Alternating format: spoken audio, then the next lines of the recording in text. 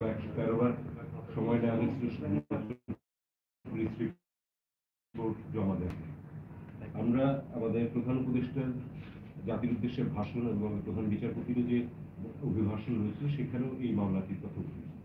তখন আমরা দেখি যে আসলে 2012 সালে একটি রিট পিটিশন ফাইল করা হয়েছিল, যেখানে বলা হয়েছিল যে র্যাবকে তদন্ত করতে দেওয়া হচ্ছে, এবং শুধু তাই না, ওখানে তদন্ত করার সময় তাদেরকে জিজ্ঞাসাবাদ করতে হবে সেটাও স্পেসিফাই করে দেওয়া হয়েছিল।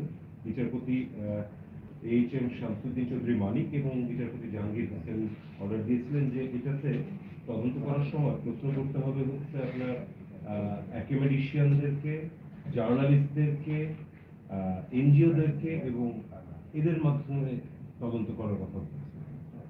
কিন্তু গত 12 বছরে আসলে তদন্ত খুব একটা কিছুই হয়নি।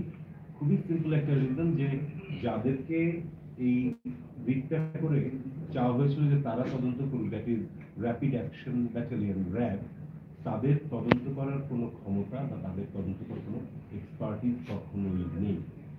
র্যাপিড অ্যাকশন ব্যাটালিয়ন হচ্ছে একটি অপারেশনাল ফোর্স, তারা এনফোর্সমেন্টের কাজ করতে পারে, কিন্তু তারা তদন্তের কাজ করার জন্য মোটেই ইকুইপড ছিল না। এবং এই বিষয়টি নিয়ে কখনোই আমাদের আদালতেও এসে বলা হয়নি যে র্যাব এই মামলাটি তদন্ত করতে পারবে না। গত 12 বছর ধরে এভাবেই মামলাটি চলেছে। তো আমরা বিভিন্ন এজেন্সির সাথে সবার সাথে কথা বলে আজকে আদালতের কাছে আর্জি জানিয়েছিলাম যাতে তদন্তকারী যে সংস্থা রয়েছে সেটিকে পরিবর্তন করে স্বরাষ্ট্র মন্ত্রণালয়ের কাছে দায়িত্ব দেওয়া হয় যে অতি শীঘ্র একটি উচ্চ ক্ষমতা সম্পন্ন টাস্ক ফোর্স তৈরি করবে, যেখানে বিভিন্ন এজেন্সির